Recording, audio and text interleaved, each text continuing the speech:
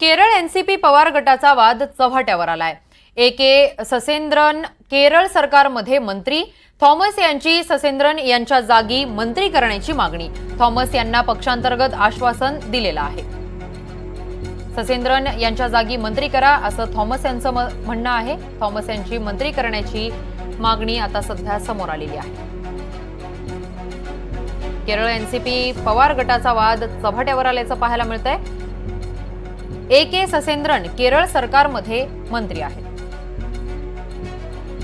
ससेंद्रन यांच्या जागी मंत्री करा असं थॉमस यांचं म्हणणं आहे। थॉमस यांची मंत्री करण्याची मागणी समोर आलेली आहे। आता यावेळी शरद पवार गट नेमका काय निर्णय घेणार याकडे सगळ्यांचंच लक्ष लागलेलं आहे।